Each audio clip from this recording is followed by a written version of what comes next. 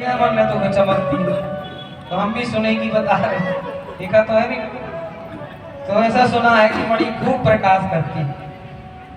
तो जैसी सत्राजित पहुंचे भगवान के दरबार में, तो मणि से सारे दरबार में प्रकाश होने लगा।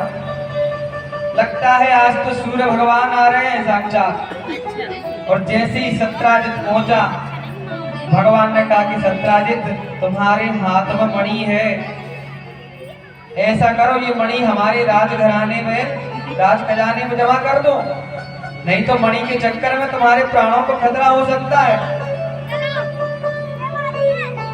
सत्राजित को लगा कि भगवान मणि छुड़ाना चाहते हैं। सत्राजित ने नहीं दी मणि और लौट आया वापस। अब एक बार क्या हुआ कि सत्राजित के भाई प्रसेन वो मणि को लेकर के शिकार खेलने के लिए गए। तो जैसे शिकार खेलने गए तो भैया उन पर एक शेर ने हमला कर दिया और भैया वो मणि लेकर के शेर वापस चला गया। शेर पर भैया रीछ ने हमला कर दिया, रीछ ने मणि ले ली और रीछ अपनी गुफा में ले गया मणि। बुखार जैसा लग रहा था ना। अब भैया प्रसेन कुछ देर नहीं आए तो सत्राजित ने कहा कि मेरा भाई इतने दिन से नहीं आया। मम्मी बुखार तो जैसा जंगल में देखा कि भाई मरा पड़ा। सुस्ती लग रही। अब तो सत्राजित भैया रोने लगा और अपनी पत्नी को बताया कि देखो हमें तो लगता है उस दिन मैं मणि लेकर के गया था और भगवान ने कह दिया था कि मुझे दे दो, उनको चाहिए थी मणि। हमें ऐसा लगता है कि मेरे भाई को भगवान द्वारकाधीश ने मरवा दिया। कर रहे। लेकिन तुम ये बात किसी से कहना मत। कोचिंग के लिए नहीं जाऊंगी। अब पत्नी का स्वभाव क्या था? का स्वभाव होता ही। उन्होंने कहा कि अपनी सहेली को बुला लिया। बोले देखो बहन, एक बात बता रही हूँ तुम्हें, किसी को मत बता। अरे वो सहेली बोली देख, जैसे तूने किसी को नहीं बताया, उसने अपनी सहेली को बताया, पर उसने अपनी सहेली को बुला लिया। बोले देख बहन, एक बात बता रही हूँ, किसी से कहना मत। हाथ में पैसे रखने कि द्वारकाधीश ने इन्होंने मणि के चक्कर में हमारे देवर को मार डाला, लेकिन तुम किसी से कहना मत। आप भैया धीरे धीरे कानों कान पूरे भैया द्वारका बात फैल गई। मैंने तो उसी में डाल दी, दीजिए ना मुझे भी। मैंने उसी में डाल दी लोटा में। कैसा झूठा कलंक लग गया। चलो अब ये कलंक तो मिटाना पड़ेगा। इधर तो देना। भगवान गए पंडित जी, वन में जैसे इधर गए दीजिए। नर्मदा मैया अम्मा दक्षिणा डाल। प्रसेन बड़े पड़े, आगे बढ़े तो एक शेर बड़ा पड़ा और आगे गए तो रीछ के चिन्ह मिले। रीछ के चिन्हों से आगे बढ़े तो गुफा में पहुंचे और गुफा में जाकर के क्या देखा, एक कन्या मणि से खेल रही है। जैसे गुफा में गए तो जामवती जी मणि से खेल रही थी और जामवती जी ने जैसे भगवान को देखा तो जामवती जी जामवत भगवान के पीछे पहुंच गए। भगवान ने कहा कि हम ये मणि लेने आए हैं। युद्ध होने लगा जामवंत जी और भगवान के बीच में। 28 दिन तक युद्ध चला। जामवंत जी की नस ढीली हो गई युद्ध करते करते। तब जामवंत जी समझ गए कि ये तो साक्षात भगवान है और जामवंत जी ने कहा प्रभु मैं आपको पहचान गया। भगवान ने कहा तो ऐसा करो मैं मणि लेने आऊं, सारी घटना बता दी। मेरे नाम से जामवंत जी ने कहा देखो मणि तो मैंने अपनी बेटी को दे दी, अब भैया आपको यदि मणि चाहिए तो बेटी से विवाह करना पड़ेगा, क्योंकि बेटी को दिया हुआ धन नहीं लेना चाहिए और मैंने तो अपनी बेटी को मणि दे दी। तो भगवान ने कहा चलो तो फिर मणि तो मुझे चाहिए क्योंकि मुझे कलंक लग गया। तो भगवान ने जामवती जी को लेकर के आ गए और फिर जामवती जी से भगवान का विवाह हुआ। तो भगवान का दूसरा विवाह किससे हो गया? जामवती जी। बोलो जामवती वल्लभ भगवान की। अब भैया तीसरा विवाह 11 का। तो जैसे ही भगवान ने प्रसेन को मणि दी तो सत्राजित को मणि दी तो सत्राजित बड़ा लज्जित हुआ कि देखो हमने भगवान पर झूठा कलंक लगा दिया। थोड़ा सा आगे। अब बोले क्या करें, ऐसा करो कि मैं अपनी बेटी का विवाह भगवान के साथ किए देता तो मेरा कलंक भी मिट जाएगा, लोग थू थू नहीं करेंगे।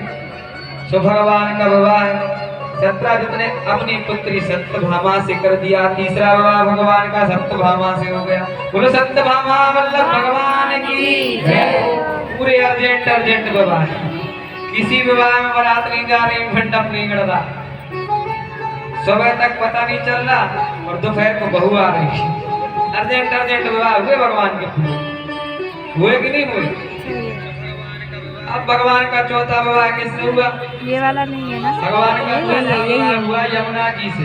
इससे एक बार यमुना जी तपस्या कर रही थी बैठी बैठी, तो मैं थोड़ा सा भगवान आगे को पीछे आता है ना? अपने पति के रूप में पालूंगी। अहम देवः सवितुर दुहिता पतिमेक्षति। भगवान को पति रूप में पाने के लिए तपस्या कर रही थी। भगवान अर्जुन के साथ वहीं से निकल रहे थे। भगवान ने कहा अर्जुन ये देखो स्त्री बैठी है, क्या कर रही है? तपस्या कर रही है। अर्जुन कहा देवी क्या कर रही हूँ? किसके लिए तपस्या कर रही हूँ? यमुना मैया ने कहा कि देखो मैं भगवान को अपने पति के रूप में पाने के लिए तपस्या कर रही हूँ।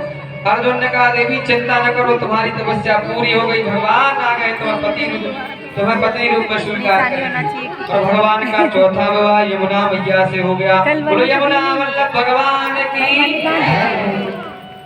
अब भगवान का पांचवा विवाह विद्या से, तो खींची थी। छठवां विवाह है स्टेटस से खींच लिया करो तो। सत्या से, सातवां डाली थी। भद्रा से और आठवां विवाह लक्ष्मणा जी से हुआ। कितने विवाह हो गए? 8 हो गए। अब 16,100 बाकी हैं। तो एक बार क्या हुआ, एक घोमासुर नाम का दैत्य था, उसने 16,100 कन्याओं को कैद में बंदी बना रखा था और कहा कि जब 21,000 हो जाएंगे तब सबके साथ विवाह करें। देखो मूर्ख, भगवान को बात पता चली। भगवान के घोमासुर का उद्धार किया। बोलो दुष्ट निकंदन भगवान की जय। उद्धार किया और भगवान ने उन कन्याओं को कैद से मुक्त किया। कहा कि जाओ देवियों अब आप स्वतंत्र हो। दोनों कन्याओं ने कहा कि प्रभु अब हम कहाँ जाएं? अरे हम इनके पास में रहे तो हमारे घर वाले भी स्वीकार नहीं करेंगे हमें। अब तो हम प्रभु केवल मौत के गले जा सकते हैं। मरने को जाने लगी। भगवान ने कहा सुनो ऐसा करो, जिसका कोई नहीं उसका तो मैं हूँ, चलो ठीक है बेटा, अच्छे से जाना। ऐसी 16,100 कन्या उनसे विवाह किया और 8 पहले हो गए।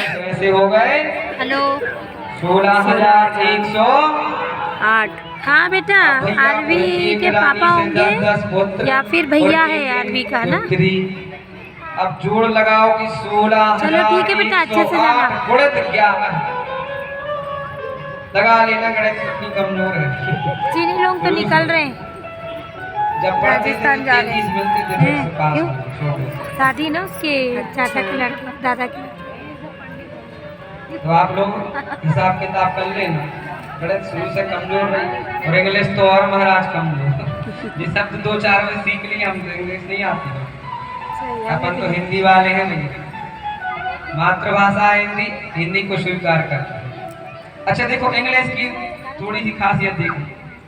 अपने यहाँ क्या कहते हैं, चाचा चाची है ना, मौसी मौसा जी, फूफा है ना, बुआ जी। और इंग्लिश में ये कई सब अंकल आंटी, अंकल आंटी, चाचा हो जाओ, फूफा हो जाओ, मौसी, ये की सब है कि नहीं? एक बार ऐसे ही थोड़ी सी इंग्लिश किसी ने सीख ली और खूब झाड़ा इंग्लिश। आजकल लोग सीख लेते 2-4 शब्द, ये माता है एक्सक्यूज मी, हाय, 2-4 शब्द सीख लिए। कुछ होगा तो बट, मैं तो जा रही थी बट, क्या बट, हिंदी बोला कर।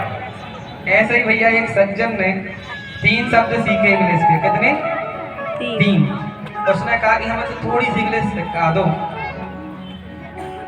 उसने पहला शब्द सीखा नो। क्या? नो। नहीं, पहला शब्द सीखा एस, दूसरा नो, फिर दूसरा शब्द सीखा नो और फिर तीसरा सीख लिया थैंक यू। बोले कहीं भी तुमसे बात करे कोई तो पहले किया करो एस। कोई भी बात करे कुछ भी इंग्लिश में तो एस बोल दिया। बोले ठीक है, दोबारा क्या बोलना? बोले दूसरी बार नो बोलना आपको। क्या बोलना? नो। और तीसरी बार थैंक यू बोलना। अब एक बार पहुंच गया, ट्रेन में बैठा था, तो एक यात्री आया, उसने महाराज उसका बैग रख दिया और कहा भैया देखना मैं थोड़ा जा रहा हूँ नीचे तक सामान लेने। अब जैसे उसने बैग रख दिया और वो नीचे चला गया, कोई चोर आया, उस बैग चुरा के ले गया, इसने देख नहीं पाया। तो ऐसा उससे पूछा कि भैया तुमने ये बैग देखा है हमारा कि नहीं? उसने कहा यस देखा था। तो बोले दे दो, कहाँ है बता दो। बोले नो नहीं बताऊंगा, नो। उसको आई गुस्सा, एक जमाया राबड़ा, जैसे ही महाराज ने कहा थैंक यू। अब इसको यही पता कि तीसरे नंबर पर थैंक यू बोलना, तो कभी कभी ऐसी भी अखर जाती है, इसलिए हिंदी बोलो, सही बात है ना। अपनी मातृभाषा है हिंदी, हिंदी कितनी अच्छी लगती है, लेकिन क्या है कभी कभी हमसे भी निकल जाती है। कोई कोई ऐसे शब्द है अपन जानते नहीं, लेकिन वो निकल रहे हैं, उनका मतलब भी नहीं जानते। अब कई माताएं किचन किचन करती हैं, स्पेलिंग पूछ ली जाए तो बता पाएंगी नहीं, किचन में रखा है, किचन में रखा है। रसोई बोला करो, क्या बोला करो? रसोई। बार बार हम आपको टोक रहे हैं इस बात पे कि भोजन बोला करो, खाना खाना। क्या बोलना है?